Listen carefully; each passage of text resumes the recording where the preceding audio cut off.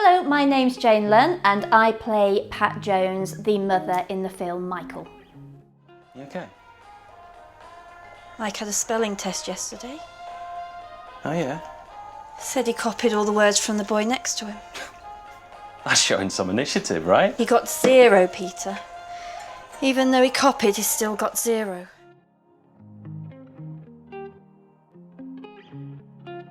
It was shocking. Had to carry them the whole way. Dreadful.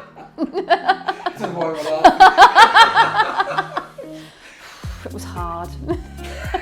No. It was lovely working with William. He is such a professional little actor. He's been in lots of things already, but he's so mature for his age. In fact, when we were doing the pokey game scene, it actually reminded me that he's not an adult, he's a child. He was so professional in the way he worked, and I loved working with him and Dale. We had a laugh together, we did makeup together, we played together. It was a lovely little group. And it's not just the actors, it was everyone. It was makeup, it was costume, it was everybody backstage as well. It was brilliant.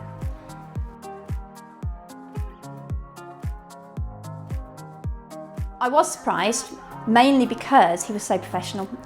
He gave great direction, he knew exactly what he wanted, and we did the scenes so in such a short space of time. Like, there was no waiting around, it was sort of bang, bang, bang. We were done within minutes, and with the amount of costume changes I had, it meant that I was just constantly backwards and forwards, because scenes just kept rolling off.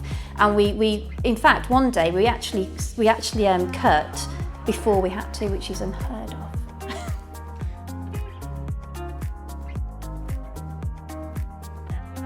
I came down to London for the fitting on the hottest day of the year, and they put me in jumpers, long sleeve dresses, cardigans. I think I had one summer outfit. I nearly sweated buckets. In fact, I think I lost half a stone.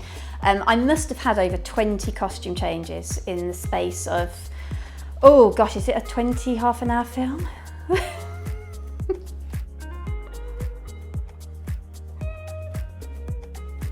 Amazing hairstyles. I had up, down, looking rough, looking glamorous. Every costume change had a different hairstyle and makeup.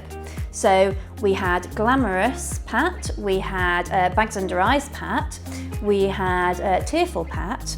We had so many different looks, and I have to say, and I have to make this as a complaint, is every time I was going home, the last scene of the day was when I looked rubbish. So I used to go home on the train looking a bit rough. We can do.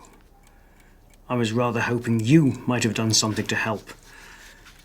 You clearly don't read to your son. But I do read to him. Every night. I have done for years.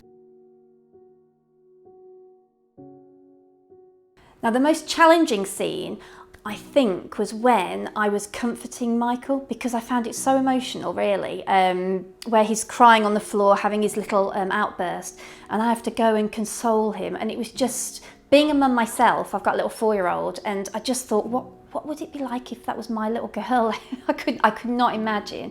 But I have to say, everything that Pat does in this film and did in real life, I think every mother can understand, because we'd all do it for our children. There's nothing stronger than the bond between a mum and a little person.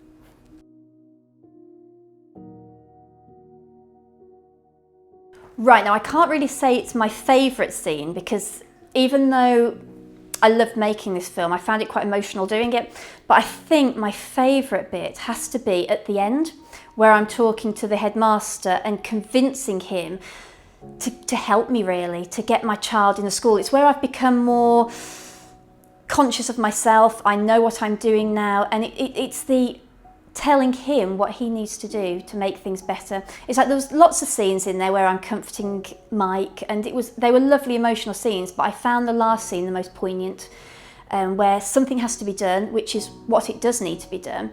And this is me trying to, well, not just tell the teacher, but tell the world, really, and everyone who's watching this film.